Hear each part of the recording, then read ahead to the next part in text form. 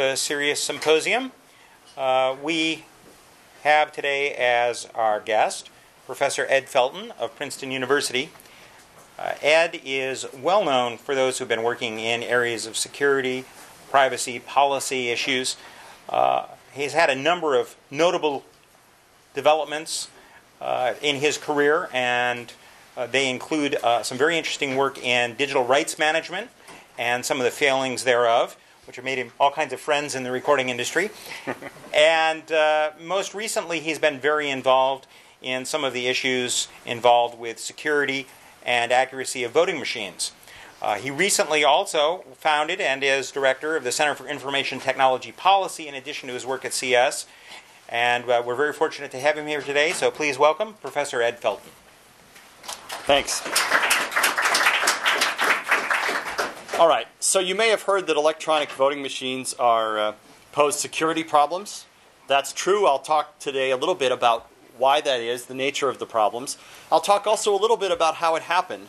But I want to move beyond the usual narrative about electronic voting and its problems to talk some about how the use of computers in voting actually can be an opportunity to make things better.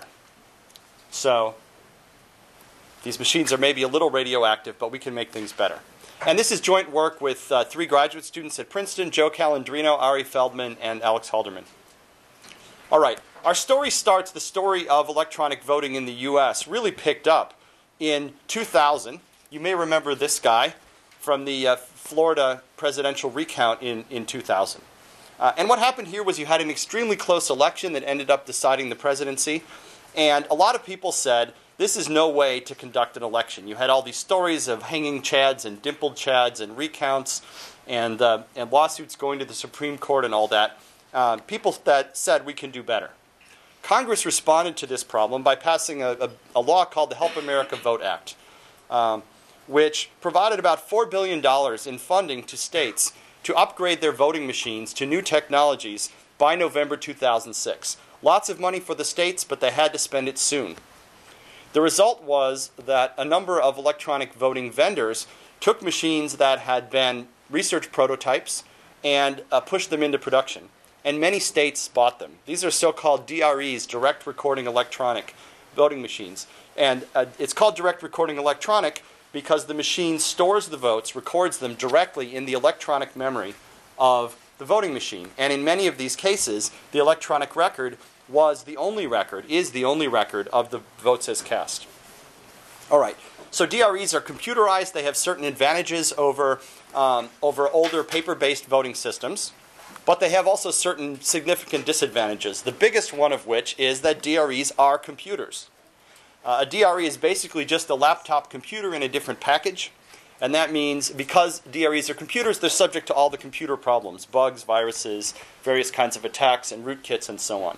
If you're a computer scientist, or if you're a person versed in computer security, this is no surprise to you, probably. But if you're a public official who is investing in voting machines, this probably did come as a surprise to you. Computer scientists got somewhat alarmed by this transition to DREs, knowing what can go wrong when you use computers for these purposes. But nonetheless, these machines got used. I want to show you, as an example, what it's like to vote on this machine. This is the Diebold AccuVote TS electronic voting machine, and it and its brother, the AccuVote TSX, have been used in recent elections by about 10% of US voters. This is one of the most popular DREs. So you walk up to this thing, and you see this on the screen. Something like this. You see this prompt that says, insert your card. When you checked in at the front desk in the polling place, you were given a little smart card, something that looks like a credit card, and that was encoded to say that you're authorized to vote. You stick the smart card in. Now you see something like this. Here we have an imaginary race for president between George Washington and Benedict Arnold. You choose your candidate by pushing your finger against the screen in the box next to the candidate you want. When you're happy, you click the next button on the bottom. And you go on to another screen, you go through all of these races, and in the end you see something like this, which might be hard to read, but what it is a summary screen that shows all of the races and all of the candidates you've chosen. And if you're happy with this, you press the cast ballot button in the lower right. If you're unhappy, you press the review ballot button and you can go back and change things. Okay. Now, Diebold, the company that made this, has a history of secrecy around this technology. They used non-disclosure agreements to prevent states and counties from allowing independent security audits of the system. And so, even though there was suspicion on the part of computer scientists, there was not really an opportunity for independent researchers to look at the machines. Nonetheless, Diebold's source code leaked out onto the internet in 2003, and there was a major study of the source code without access to a real machine by researchers at Johns Hopkins University, Rice University, and elsewhere. And they found major problems, including some really elementary computer security mistakes, like always using the same password, hardwiring that password into the source code, and having that password be 1111. Diebold responded to this in what I think is fair to say is a non-constructive way, making legal threats, personal attacks on the researchers, and etc.